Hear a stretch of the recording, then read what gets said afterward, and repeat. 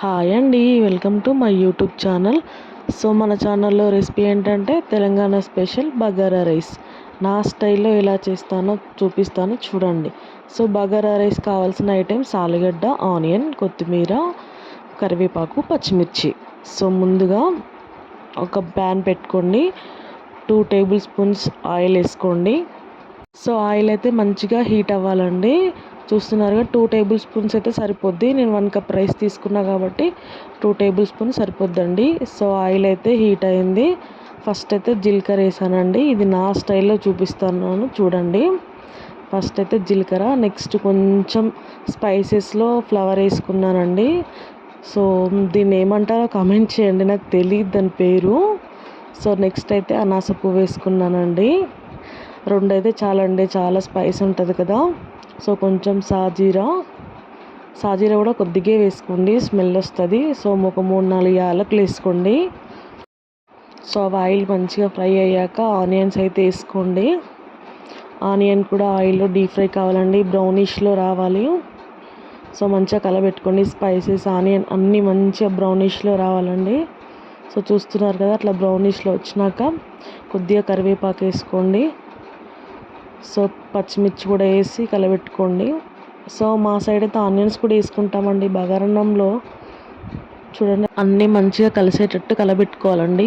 మంచిగా deep fry కావాలి ఆయిల్లో. ఆనియన్స్ అయినా పచ్చిమిర్చి అయినా అన్నీ మంచిగా డీప్ ఫ్రై కావాలి.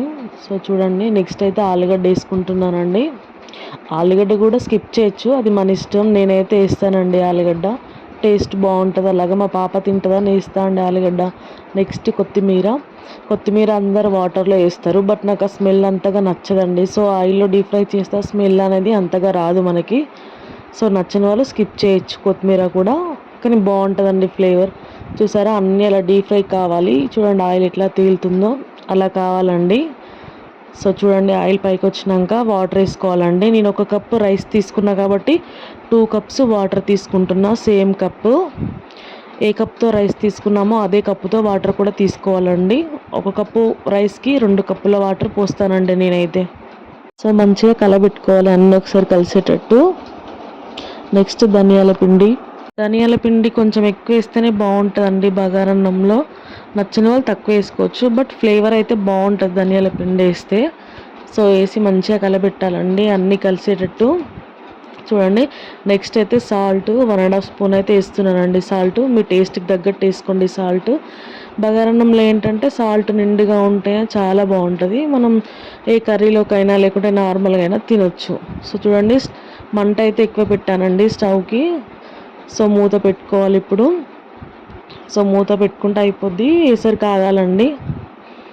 చూసారు కదా, పొగలు వస్తాయండి. సో అట్లా మనం మూత పెట్టుకున్నాక చూసారు కదా, పొగలు వస్తే మనకు ఎసరు కాగినట్టు సింబల్ అండి. అది తెలియని వాళ్ళకైతే చెప్తున్నాను. అట్లా పొగలు వస్తే అది మనకు ఎసరు కాగినట్టు అండి.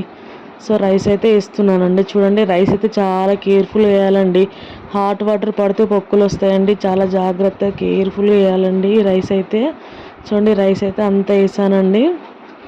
మీరు సాల్ట్ చూసుకొని వేసుకోండి టేస్ట్ అయితే. చూసారు కదా, అట్లా వాటర్ అయితే దగ్గరికి అయితే ఉంటుందండి. రైస్ దగ్గరికి అయినప్పుడు మనం సిమ్లో పెట్టుకోవాలండి, గ్యాస్ మర్చిపోవద్దండి. సో చూసారు కదా, అట్లా దగ్గరికి వచ్చినాక సిమ్లో పెట్టి మూత పెట్టేసుకుంటే ఒక 10 మినిట్స్లో మనకు బగారన్నం రెడీ అయిపోతుందండి. చూడండి, బగారన్నం పొడి పొడిగా ఎంత బాగా వచ్చిందో. నా స్టైల్లో ఒకసారి చేసి చూడండి, మీకు ఖచ్చితంగా నచ్చుతుంది. చాలా బాగుంటుందండి, ఒకసారి ట్రై చేయండి. సో నా రెసిపీ అయితే మీకు నచ్చినట్లయితే లైక్ చేయండి, షేర్ చేయండి, సబ్స్క్రైబ్ చేయండి, నోటిఫికేషన్ బెల్ అయితే కొట్టండి. మీ ఫ్యామిలీ వాళ్ళకు కూడా షేర్ చేయండి.